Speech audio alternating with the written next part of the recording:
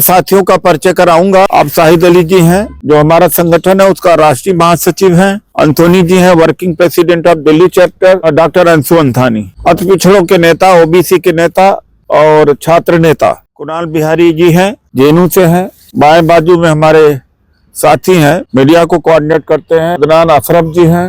और असलम परवेज खान जी हैं, प्रदेश के अध्यक्ष हैं। सतीश सांसी जी हैं, हमारे राष्ट्रीय कोऑर्डिनेटर हैं। आज संसद में मैं गया था, संविधान दिवस मनाया, राष्ट्रपति जी का भाषण सुना। जो राष्ट्रपति जी ने आज बोला, प्रधानमंत्री जी की उपस्थिति थी, लीडर ऑफ अपोजिशन। और चूंकि ये भाषण सरकार के द्वारा लिखा जाता है, मोदी जी थे, सारा मंत्रिमंडल था। इधर तो संविधान बचाने की बात कर रहे हैं, उधर संविधान खत्म करने की बात कर रहे हैं। धीरेन्द्र शास्त्री से हिंदू राष्ट्र बनाने के लिए यात्रा चलवा रहे हैं। हजारों पुलिस वाले लोग, सैकड़ों बसें दे रखा है, लाखों की संख्या में आरएसएस बीजेपी के कार्यकर्ता हैं। आज जो विषय है, सरदार पटेल ने कहा हिंदू राज के विचार को पागलपन कहा था।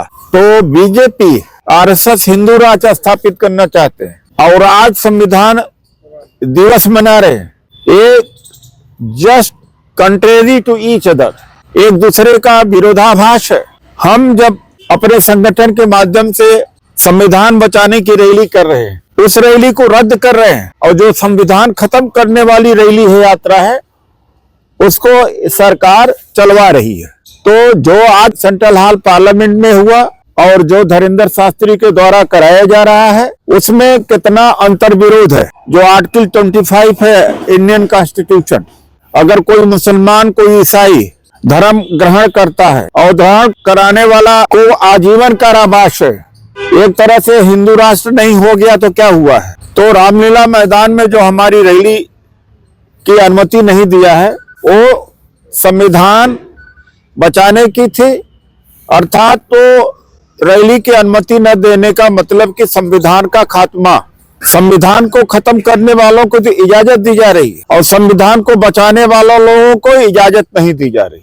फिर भी हम 30 तारीख को रामलीला मैदान में रैली करेंगे, पूरे देश में हम आंदोलन करेंगे और वोट बचाने की भी लड़ाई, एसआईआर के खिलाफ भी हम लड़ाई करेंगे। और बंगाल में और हर जगहों पर जहां एसआईआर उत्तर प्रदेश में हो रहा है, वो पहले से वोटर लिस्ट तैयार करके इलेक्शन कमीशन को भेज दी जा रही है और जो बीएलओ है उनको वोटर लिस्ट पहले से थमा दी जा रही है कि किसका वोट काटना है और किसका बचाना है। ये एसआईआर नहीं है, ये भारतीय जनता पार्टी चुनाव आयोग के द्वारा तैयार की गई वोटर लिस्ट है, विपक्ष को खत्म करने का, लोकतंत्र खत्म करने का।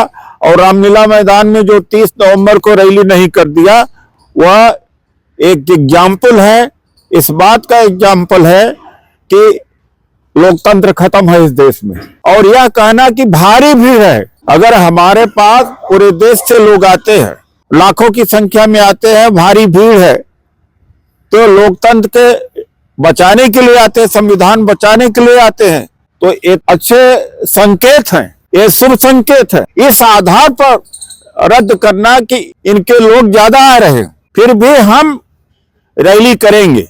और हमारा जो मुद्दा था निजीकरण के विरोध में, उत्तर प्रदेश में सुप्रीम 11 लाख पोस्ट के ऊपर रेगुलर भर्ती करनी थी, सुप्रीम कोर्ट ने आदेश दिया है, मैं अपने प्रेस में लिखा हूं। लेकिन उनको अब एक फिक्स टर्म एम्प्लॉयमेंट देंगे, पक्की नौकरी नहीं देंगे। उत्तर प्रदेश कारपोरेशन आउटसोर्स निगम बना करके 11 लाख सरकार की नौकरियों का कत्ल उत्तर प्रदेश सरकार कर रही।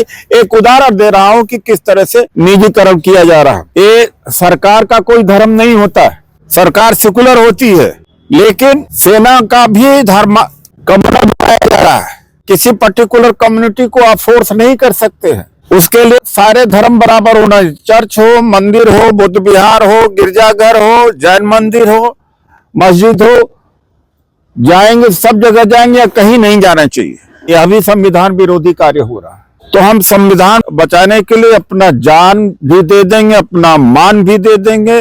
लाखों लोग, दलित हैं, ओबीसी हैं, माइनॉरिटी, आदिवासी हैं, सेकुलर लोग आज इस देश में ठान लिया है कि हम संविधान को खत्म नहीं करने देंगे। हमारी रैली को रद्द किया है, संविधान खत्म करने का काम किया है, उधर हिंदू राष्ट्र बनवा रहे हैं। तो सरदार पटेल को याद करते हुए हम बताना चाहते हैं कि मोदी जी के सरदार पटेल जी आदर्श हैं। अपने आदर्श पुरुष के साथ में क्या कर रहे हैं। आज संविधान दिवस है और संविधान से संबंधित बात है और सरकार ने संविधान आज दिवस संसद में मनाया है और संविधान खतरे में है, तो इससे ज्यादा औचित्य कोई अवसर मुझे नहीं लगता है।